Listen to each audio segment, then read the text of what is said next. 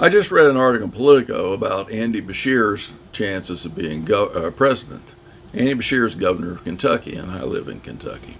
And I'm going to give you my perspective on this, and it's a little different because I spent 30 years working for state government, most of it in IT, and I was in and out of 6 different governors' offices on a regular basis, so I could see them, not only how they went in public, but what it was like when they were behind their desk.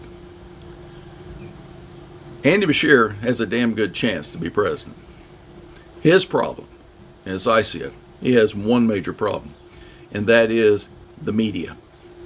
What's he look like on social media? What's he look like on network television? He's not a barn burner of a speaker. He's not a Barack Obama, a gifted orator. And he's not going to, have people rally with pitchforks and torches to burn down Trump's house. But he is thoughtful, he is smart, and he is the kind of guy that they really can't come against because he's a 2-term governor of Kentucky. In the last election, the difference between his win in the last election and Trump's win in the last time he ran was 30-point spread. 30 points. Trump won by 25, Beshear won by 5. A lot of people changed their votes from one side to the other. And he's successful because he speaks to everybody. And he has a common sense message.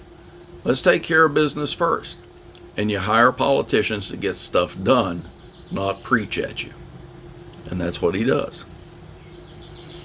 Now, that being said, through my experience with governors, I worked in the offices of 6 different governors. From Julian Carroll to Paul Patton. All of them were Democrats. All of them were different types of people. And they all had this one thing in common. They were totally driven, totally committed, and totally willing to do whatever they had to do to win.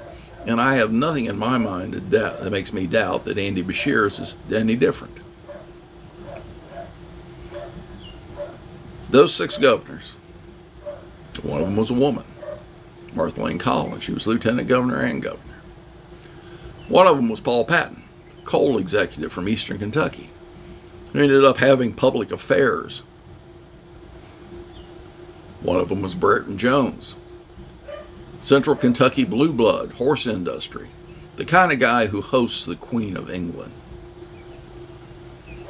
Another one was Wallace Wilkinson, bookstore owner, self-made man, became a multimillionaire, lost all his money.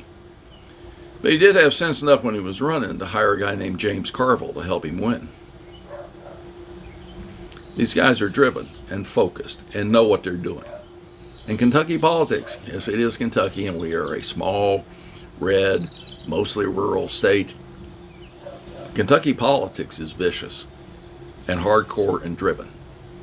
And I have no doubt that Andy Beshear is able to negotiate that. 2-term attorney general, 2-term governor. Let me give you this example. There's a common saying that a guy who gets to that level, or a woman who gets to that level, let's say guy, because it doesn't work otherwise. Let's say a guy gets to that level. The only thing that's going to stop him from being elected is if someone finds him in bed with a dead woman or a live boy. And the reason they say that is because they know everything about the guy. They know his faults, they know his shortcomings, they know his weaknesses, and they know his strengths and his abilities. Nobody even comes near Andy Beshear.